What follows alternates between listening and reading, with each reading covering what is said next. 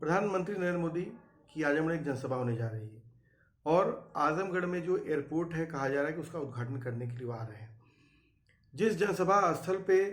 बड़े पैमाने पर गेहूं और सरसों के खेत थे उसको जनसभा स्थल के रूप में तब्दील कर दिया गया है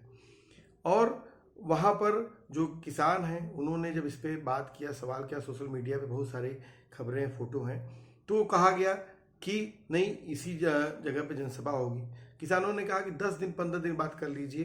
कि यहाँ पर जो गेहूं है, सरसों है, वो पक के तैयार हो जाएगी, हमारे घर पे अनाज आ जाएगा। लेकिन कहा गया कि नहीं, 900 रुपया गेहूँ और 1100 रुपया सरसों को आपको उस हिसाब से जो है मुआवजा दे दिया जाएगा। किसानों ने कहा कि नहीं, इतना अगर आप मुआवजा देंगे इससे हमारी लागत भी नहीं निकलेगी, हमारे बच्चे तो भूखे रहेंगे ही, लेकिन हमारे जो पशु हैं वो तो मर जाएंगे, भूसा कहाँ से हम लाएंगे। तो कहा गया कि नहीं, आपको देना तो होगा ही, नहीं होगा तो ये भी आपको नहीं मिलेगा।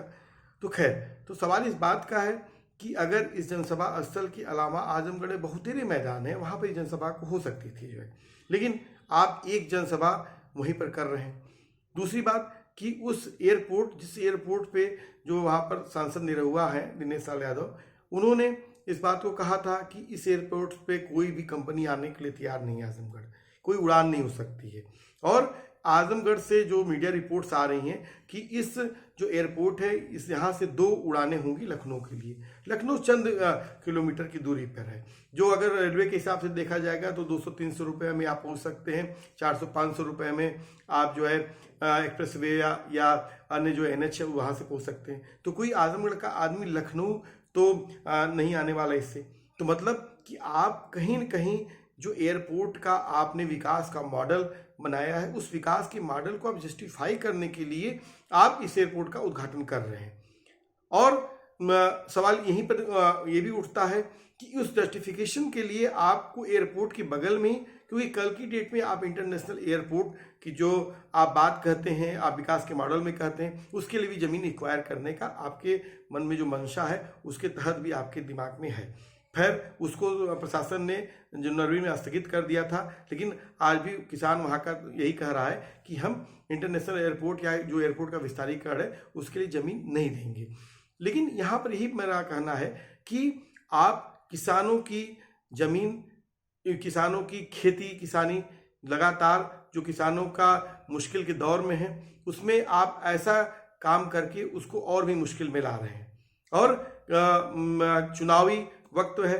लोगों ने ही सोचा होगा कि प्रधानमंत्री जी आ रहे हैं, किसानों को कुछ सौगात मिलेगी, कुछ राहत मिलेगी, लेकिन आप राहत और सौगात के तमाम वादे कर सकते हैं प्रधानमंत्री आकर के, लेकिन जिन किसानों की गेहूं की, सरसों की फसल काट करके उसको मिट्टी में मिला दिया गया, तो वो कहाँ से उसको सही ठहराया जा सकता है। तो मेरा कहना है कि इस तरह का करना ये पूरा का पूरा किसान विरोधी है। सोशलिस्ट किसान सभा और पूर्वांचल किसान यूनियन, हम इस जो किसानों की फसलों को इस तरह से